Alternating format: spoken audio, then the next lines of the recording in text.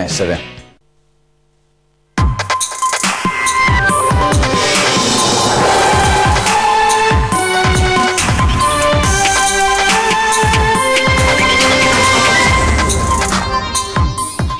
Zaia pensa più alla politica che alla salute dei cittadini. Duro attacco del segretario PD Renzi al governatore del Veneto dopo la moratoria sui vaccini e lo scontro è sempre più acceso.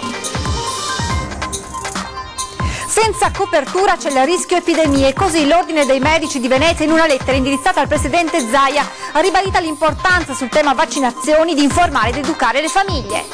Bimba trentina morta per malaria, il capo degli ispettori che stanno indagando sul decesso, viste le tempistiche è probabile che il contagio sia avvenuto in campeggio a Bibione. Si chiama blackout ed è il gioco che ora va molto di moda tra gli adolescenti. A Padova un 14enne rischia di morire. Allerta terrorismo sempre elevata, anche appuntamenti come il mercato settimanale da Treviso a Castelfranco Veneto protetti con barriere antiterrorismo. Nozze VIP nella Marca trevigiana, l'ultramiliardario White Rockefeller e la fidanzata Julie Fabrizio, inglese ma di origine italiana, si sposeranno tra le colline di Asolo. Telespettatori di Antenna 3, buongiorno e ben ritrovati con la prima edizione del nostro telegiornale. A tenere banco anche oggi lo scontro che si fa sempre più acceso sul tema delle vaccinazioni dopo la moratoria della Regione Veneto. Bene, ora interviene anche il segretario del Partito Democratico Matteo Renzi, ieri a Padova per prendere parte alla festa dell'unità. Renzi che attacca il governatore Zaia, accusato di pensare più alla politica che alla salute dei cittadini. Arriva da Trieste con mezz'ora di ritardo, non risponde alle domande dei giornalisti né prima né dopo il suo intervento, saluta il sindaco Giordani ricordandone la vittoria e infiamma la platea affrontando i temi di attualità. Matteo Renzi ha criticato il governatore Luca Zaia su referendum e vaccini, giudicando inutile la consultazione e politicizzata la decisione di concedere 3 anni per l'applicazione in Veneto della legge sui vaccini. Il vaccino non è il business delle case farmaceutiche, afferma il segretario del Partito Democratico, perché queste aziende guadagnano con le malattie e non con i vaccini. Fare politica e tentare di strumentalizzare la battaglia dei vaccini, come sta facendo il vostro governatore in questo periodo, è sinceramente squallido. Al Parco Europa di Via Venezia ci sono 1 migliaio di persone per sentire Renzi, molte di più di quelle registrate negli altri giorni della festa. Intanto è partito il ricorso del Veneto alla Corte Costituzionale con la richiesta di dichiarare illegittima la legge, però alla lettera ricevuta dai ministri Fedeli e Lorenzin, che chiedono al governatore di ripensarci, così come i parlamentari di Forza Italia Brunetta e Romani, Zaia risponde che non c'è nulla di politico, che vuole dialogare con Roma e che entro 24 ore la Regione deciderà cosa fare dopo gli approfondimenti del caso. Secondo Renzi però è sbagliato affrontare il tema senza tenere conto delle conseguenze sulla salute. Uno può avere le proprie opinioni, può pensarla come vuole, deve pensarla come crede, ma sui vaccini, sulla salute, su queste cose non si scherza.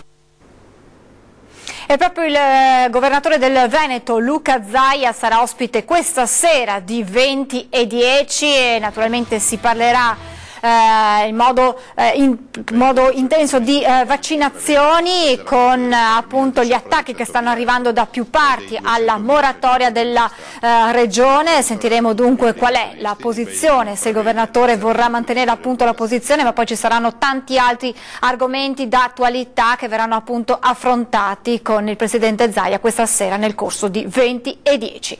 E sempre al governatore Zaia è stata indirizzata una lettera dell'Ordine dei Medici che chiedono di rivedere la moratoria perché, si legge nella missiva, senza copertura vaccinale c'è un rischio epidemie. Anche l'Ordine dei Medici ora si schiera al fianco del governo chiedendo in una lettera indirizzata al governatore Zaia che la regione riveda la moratoria sui vaccini. Non possiamo permetterci coperture a macchia di leopardo, l'85% su un territorio e il 95% su quello vicino, perché questo ci esporrebbe al rischio di epidemie, mettendo a repentaglio la salute dei singoli o della collettività. Così i medici nella missiva siamo d'accordo, sottolineano, sul fatto che l'aspetto organizzativo ha avuto un'accelerazione repentina che rischia di creare difficoltà, ma una moratoria di 2 anni, anche sanata dal lodevole intento di venire incontro alle famiglie, rischia invece di creare un territorio a 2 velocità. L'ordine spinge poi sull'importanza del dialogo con le famiglie, dicendosi disponibile ad affiancare la Regione nel compito di educare e informare le persone sull'importanza delle vaccinazioni. Perché, prosegue la lettera, in questo momento storico, a fronte del drammatico calo di coperture che si registra in molte zone dell'Italia e che sta portando alla recrudescenza di alcune malattie infettive, l'obbligo vaccinale recentemente introdotto con la legge è un criterio adeguato. Ma c'è di più. L'Ordine dei Medici infatti non manca di evidenziare come il Veneto sia una regione che ha una vocazione di accoglienza non solo in senso turistico ma anche di flussi migratori. Dobbiamo pensare non su scala locale ma nazionale, europea, globale, avvertono i dottori, che poi spiegano come i livelli di copertura vaccinale in Veneto si siano mantenuti alti grazie a politiche attente e al convincimento della popolazione. Ma conclude la lettera, non possiamo dormire sugli allori né permetterci di ragionare sulla nostra esperienza territoriale. E intanto il tema delle vaccinazioni ha tenuto banco nella puntata di ieri sera di 20 e 10, in ospiti in studio l'assessore alla formazione del Comune di Treviso e il consigliere regionale della Lega Nord, Alberto Villanova. L'obbligo non porterà ad un aumento delle coperture vaccinali, porterà solo ad un aumento di chi si rifiuterà di farlo. Perché io mi sono letto questa legge, ma è possibile che in una legge del genere non ci sia un articolo che parla di aumentare l'informazione verso i genitori? Che non vengano messi dei fondi a coprire l'informazione sui genitori? Quanti fondi? A carico delle regioni? Non solo, a carico delle regioni. E allora noi di quelle famiglie che dobbiamo convincere, non obbligare. Allora, io negli ultimi mesi presso il mio studio io non ho mai visto così tante mamme che si rifiutano di fare i vaccini. L'obbligo, dice Villanova, porterà qualcuno a rifiutarsi. Non qualcuno, tantissimi a rifiutarsi. No, io credo che ma glielo come l'obbligo, allora adesso la battuta la faccio, come l'obbligo scolastico non porta le persone a non andare a scuola, e chi non manda i figli a scuola in età dell'obbligo, io glielo firmo qui stasera, voglio vedere i dati fra 6 mesi, voglio vedere i dati fra 6 mesi, vediamo le coperture, se è aumentata questa percentuale, e vediamo i ricorsi che ci saranno da parte delle mamme che non vogliono vaccinare, perché con la legge come è stata scritta, no, io non vorrei scommettere, con la legge come è stata scritta, io non vorrei ci saranno maree di ricorsi. Non vorrei scommettere sulla salute delle persone. Cambiamo argomento, le indagini sulla morte della piccola Sofia, la bimba morta di malaria. Il capo degli ispettori inviati dal Ministero della Salute sospetta che la bimba possa essere stata contagiata dalla malaria durante il soggiorno in campeggio a Bibione. Intanto il nonno della piccola dice alla stampa: non incolpate le bimbe africane. Facciamo il punto. Sofia potrebbe essere stata contagiata dalla malaria durante il soggiorno in un campeggio di Bibione, l'ha dichiarato all'ANSA il capo della task force inviata dal ministro Lorenzin per le indagini sulla morte per malaria della piccola Sofia Zago. Documentazione e tempi di incubazione della malattia tra i 14 e i 20 giorni sono compatibili con le date in cui la bimba si trovava al mare, dice Raniero Guerra, direttore generale della prevenzione sanitaria del Ministero della Salute. Nonostante ciò, di nuovo oggi gli ispettori saranno a Trento per rivedere ogni passaggio, compresi gli strumenti usati per misurare la glicemia a Sofia durante il ricovero, cioè dal 16 al 21 agosto. È già stato verificato che alla bambina non sono state fatte trasfusioni ed è escluso che vi sia stato un contatto accidentale con il sangue infetto, perché per trasmettere la malaria ci vuole una inoculazione. I campioni di sangue prelevati alle bambine del Burkina Faso ricoverate a Trento sono intanto già arrivati a Roma. Il nonno materno di Sofia, il quotidiano La Repubblica, ha rilasciato dichiarazioni di affetto proprio nei confronti delle due piccole che hanno incontrato suo nipote. Spero che nessuno le faccia sentire in colpa o che non si ceda alla tentazione di isolarle perché sono innocenti e non sono un pericolo per nessuno. Forse, aggiunge il nonno di Sofia, negli ospedali qualcosa va aggiornato perché il quadro e il clima non sono più quelli di prima. Intanto l'US3 di Venezia ha fatto scattare l'allerta per un caso di influenza da virus Zika contratto da un residente di Marghera durante un viaggio all'estero. L'emergenza ora è passata, ma il comune ha predisposto la disinfestazione di un'area proprio di Marghera. Domani sabato dalle 5 alle 7 della mattina nell'intera area di Via dell'Ongaro a Marghera gli operatori di Veritas procederanno alla rimozione di zanzare, larve di zanzare che potrebbero essere infette. L'ordinanza è del Comune di Venezia che ha disposto la profilassi di quell'area di Marghera dopo aver ricevuto l'informativa dell'ULS3 relativa a un caso di influenza da virus Zika contratto da un cittadino durante un viaggio all'estero. L'uomo sta bene e dopo qualche giorno di ricovero in ospedale è già tornato a casa, ma l'iter della prevenzione è stato attivato come da protocollo. Gli operatori Veritas effettueranno trattamenti larvicidi, adulticidi e la rimozione dei focolai presenti anche nelle aree cortili privati. Durante le operazioni le finestre delle abitazioni dovranno restare chiuse, specie quelle affacciate in strada. Le acque stagnanti di tombini e pozzetti di raccolta saranno trattate con appositi prodotti larvicidi e sarà indispensabile liberare le aree verdi, anche i giardini privati, e svuotare le piscine dell'acqua. Il Comune avverte di raccogliere la frutta e la verdura presente negli orti e coprire tutte le piante con teli in plastica. Lutto a Chioggia, dove è morta a soli 38 anni dopo una lunga malattia Sara Crivellari, moglie del sindaco di Chioggia Alessandro Ferro. Un dramma che ha gettato nella disperazione tutta la cittadinanza venuta a sapere della notizia questa mattina. Con molta probabilità la tragedia si è consumata tra la serata di ieri e la notte appena trascorsa. Sara Crivellari lascia una bimba di 4 anni. Tutta la comunità si è stretta attorno al primo cittadino e ai suoi congiunti, a partire dallo staff comunale. Al sindaco e alle famiglie interessate, comunica il sito istituzionale, vanno il cordoglio dell'amministrazione e dei dipendenti del comune. Naturalmente anche noi di Antena 3 ci porgiamo le nostre condoglianze al sindaco di Chioggia. A Padova un 14enne ha rischiato di morire per un gioco che ora va molto di moda proprio tra gli adolescenti, si chiama Blackout. Cerchiamo di capire di che cosa si tratta nel prossimo servizio. Una nuova moda pericolosissima in voga tra i giovanissimi, si chiama blackout, consiste nell'afferrare al collo una persona, premere forte sulla carotide fino a quasi far perdere i sensi. Per i ragazzini un gioco che però ha rischiato di far morire un 14enne padovano portato d'urgenza in ospedale 2 sere fa. L'episodio è avvenuto martedì, tardo pomeriggio, in un giardinetto in zona San Carlo all'Arcella. I 3 amici avevano deciso di trascorrere il pomeriggio insieme provando questo nuovo gioco, fingendo di strangolarsi a vicenda. Uno dei 3 però si è sentito male. Quando sul posto sono arrivati i medici del 118 hanno notato subito qualcosa di strano e hanno allertato la polizia. Nel frattempo il 14enne è stato portato in pediatria. Agli agenti il ragazzino, quando si è ripreso, ha raccontato senza non poco imbarazzo di questa nuova moda chiamata blackout, che in teoria dovrebbe provocare uno stato di eccitazione ed euforia, ma che rischia di trasformarsi in tragedia. Dopo la mania dei selfie sui binari, ora tra i giovani sembra spopolare sui social questo nuovo pericolosissimo gioco. Spesso infatti i video dei finti strangolamenti finiscono su Facebook e vengono condivisi da migliaia di adolescenti. Restiamo a Padova con l'allarme sicurezza. In un video shock diffuso dal consigliere di opposizione Eleonora Mosco, le fasi seguenti ad un accoltellamento sempre in zona stazione.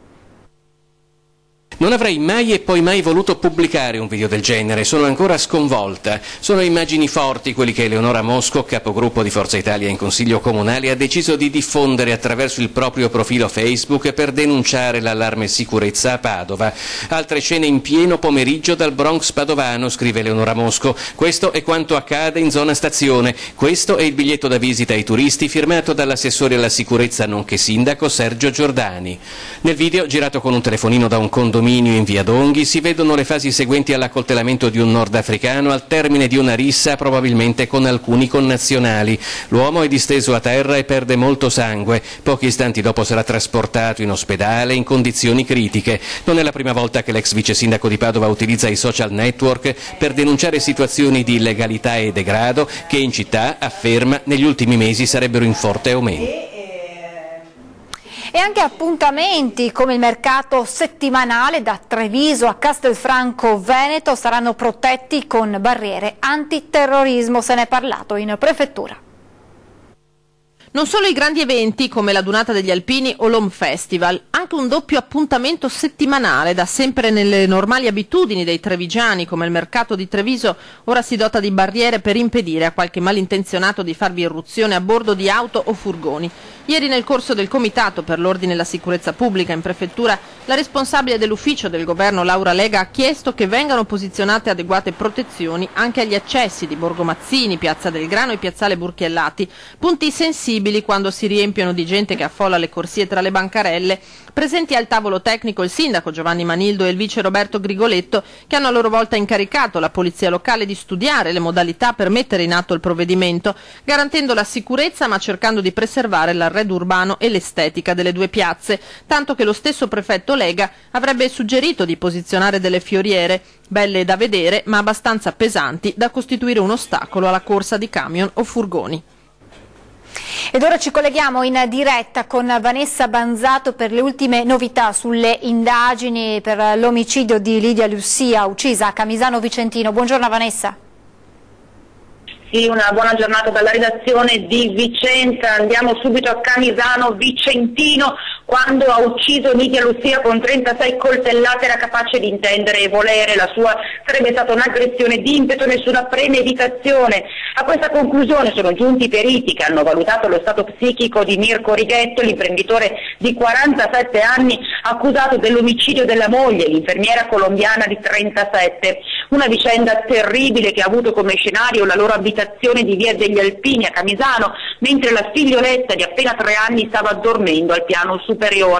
Allora la vittima, lo ricordiamo, aveva cercato di difendersi strenuamente in 2 distinti momenti, prima nel soggiorno con il marito in piedi davanti a lei e poi in cucina con la donna a terra e lui dietro che infieriva senza pietà conficcando la lama sul suo corpo. Il colpo fatale sarebbe stato dato nella zona tra collo e nuca. Per Righetto, arrestato immediatamente dopo la tragedia, quando lui stesso aveva avvertito le forze dell'ordine dopo aver consegnato la piccola a una vicina e confessato il macabro gesto, dicendo però di non ricordare nulla sulla dinamica, potrebbe cominciare dunque tutto l'iter processuale. La data infatti del processo potrebbe essere sempre più vicina. Per il momento è tutto, ricedo la linea allo studio.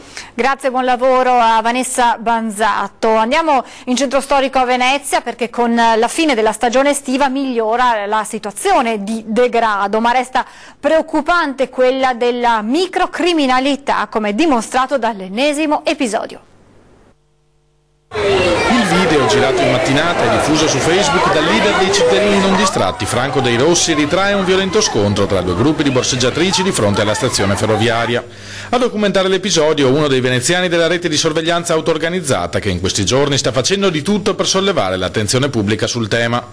Siamo ormai una cinquantina di cittadini e il numero continua a aumentare, spiega Dei Rossi. Abbiamo una sorta di telefono amico. Quando uno di noi si imbatte in un borseggiatore si mette in contatto con gli altri. Questo ci aiuta a capire cosa stanno facendo e dove sono queste persone in ogni momento. Il problema è cresciuto esponenzialmente rispetto allo scorso anno e l'anno prossimo sarà ancora peggio.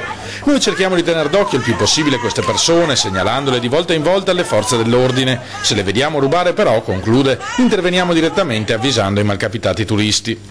L'episodio delle scorse ore non è certo una novità in quella zona di Venezia. Circa un mese fa un'altra rissa tra bande diverse di borseggiatrici era avvenuta su un vaporetto in mezzo alla folla di viaggiatori. Secondo quanto sostiene il comitato dei cittadini, le bande organizzate che si sfidano per il controllo del territorio sono almeno 2. Una arriva in treno dai campi Rom di Milano, l'altra da quelli di Roma. Ci fermiamo adesso per qualche minuto di pubblicità, restate con noi.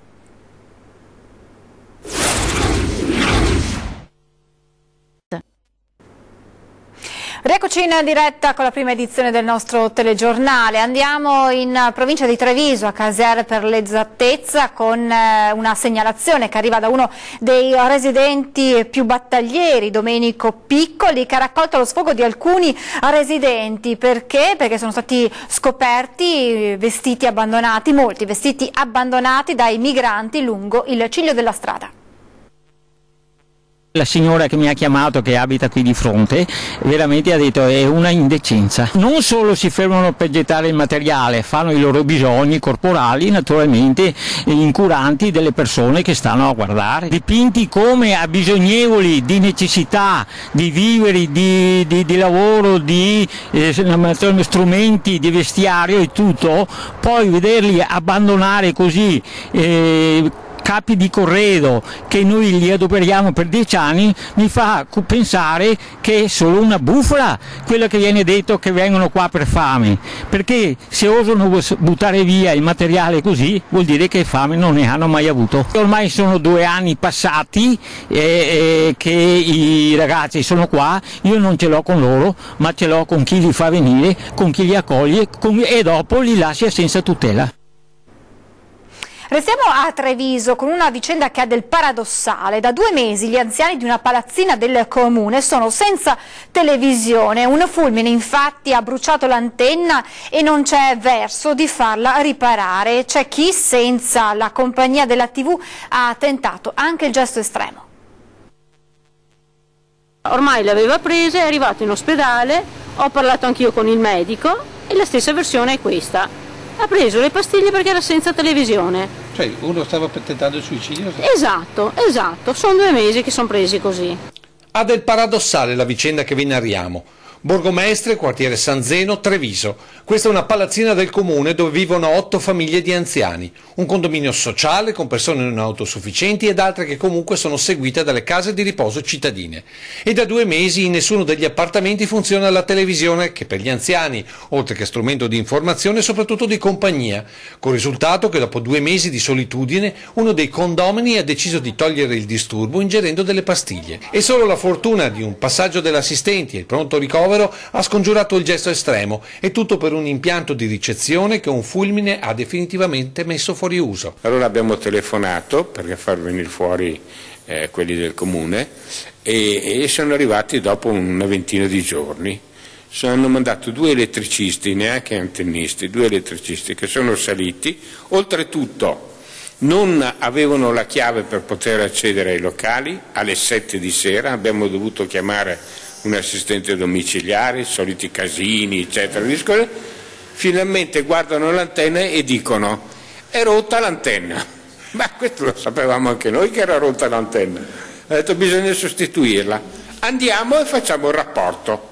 Nel frattempo, pur di avere l'antenna funzionante, hanno comunicato al comune che si sarebbero autotassati. Ripariamo l'antenna e poi ce le tratteniamo ovviamente dall'affitto, perché l'antenna è del comune. Non hanno neanche risposto. Così, nella disperazione della solitudine, i nonni di Borgomestre ci hanno chiamato chiedendo aiuto per un appello al sindaco. Noi chiediamo al sindaco di intervenire subito, di non indire, perché qua succedono queste cose strane, per cambiare l'antenna sono capaci di fare un consiglio comunale. Oppure ce lo dicono chiaro e tondo, no? Guarda, voi siete vecchi, vi diamo una pilloletta e buonanotte. Ora attendono solerte risposta da Cassugana, altrimenti saremo noi della televisione ad intervenire direttamente. Del resto di antenne ce ne intendiamo. E proprio dopo il nostro servizio di ieri sera, oggi il Comune di Treviso è intervenuto e ha ripristinato la situazione, ha sistemato l'antenna dando la possibilità ai residenti finalmente di riavere la loro televisione. Dunque noi andremo a raccogliere la soddisfazione di questi anziani che hanno risolto il loro problema anche grazie proprio al nostro intervento. E adesso andiamo al Lido di Venezia per la mostra del cinema. Ci racconta il programma di oggi e le novità in diretta Tiziana Bolognani. Buongiorno Tiziana. Buongiorno dal Lido di Venezia. Dopo Penelope Cruz e Javier Bardem e dopo Claudia Gerini in Amore e Malavita, oggi alla mostra del cinema è il giorno di Valeria Golino e Adriano Giannini, che sbarcano al Lido con un film fuori concorso, Il colore nascosto delle cose di Silvio Soldini, nel quale l'ex di Riccardo Scamarcio interpreta una donna non vedente, mentre Giannini veste i panni di un conquistatore incallito che si redime dopo l'incontro con la bella Golino. Nel cast c'è anche l'attore padovano Andrea Pennacchi. Ieri 10 minuti di applausi per Amore e Malavita, nel cui cast c'è tra gli altri Claudia Gerini. Domani alla mostra arriverà un altro mito, Charlotte Rampling, il protagonista dell'ultimo film italiano in concorso, Anna, diretto da Andrea Pallaoro. Da Lido di Venezia è tutto, a voi. Grazie anche a Tiziana Bolognani. Sono sempre di più i personaggi famosi che scelgono il Veneto per celebrare le loro nozze. Questa volta è il turno dell'ultramiliardario White Rockefeller e della fidanzata Julie Fabrizio, inglese ma di origine italiana, che hanno scelto le colline di Asolo per il loro giorno più bello. Da New York ad Asolo saranno 4 giorni di festa all'Hotel Cipriani. L'ultramiliardario White Rockefeller ha scelto Asolo per unirsi in matrimonio con la sua fidanzata Julie Fabrizio, inglese ma di origine italiana. 120 invitati che alloggeranno per ben 4 giorni dal 21 al 24 settembre. La famiglia di banchieri americani, fra le più ricche al mondo, ha scelto uno dei borghi antichi più belli d'Italia per festeggiare il matrimonio. Attesi per la grande festa molti VIP. Il fatidico sì tra i due innamorati si celebrerà nella cattedrale di Santa Maria Assunta il 21 settembre e poi subito via alla festa con un pranzo nel giardino del castello. Non solo, ma durante questi 4 giorni gli sposini hanno pensato di organizzare una serie di eventi ed iniziative per gli invitati. D'altronde non mancheranno di certo paesaggi mozzafiato, luoghi da visitare e piatti tipici da degustare. Asolo si sta preparando e di certo gli invitati, quando torneranno oltreoceano, non dimenticheranno questa meravigliosa cittadina trevigiana.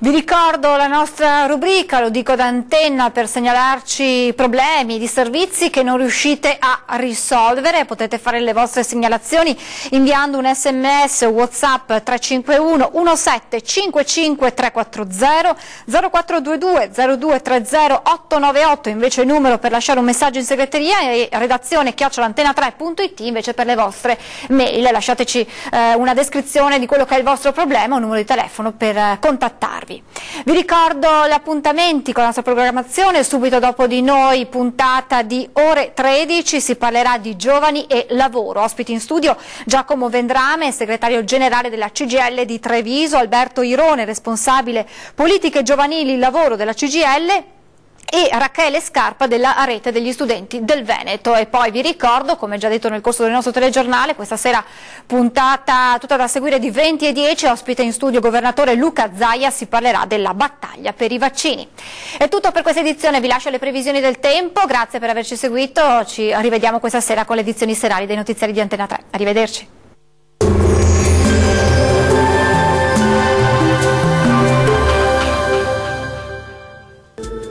Il tempo peggiora su buona parte delle nostre regioni con fenomeni anche di forte intensità. Vediamo il dettaglio.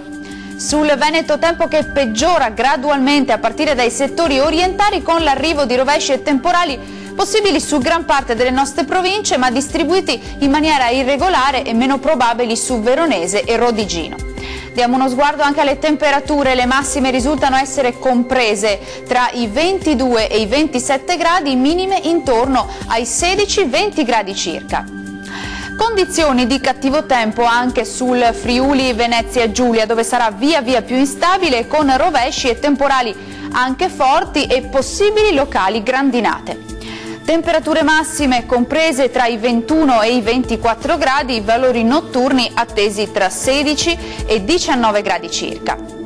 Raggiungiamo infine il Trentino Alto Adige. Sul Trentino centrale saranno più frequenti i temporali, più soleggiato sull'Alto Adige e sul Trentino meridionale.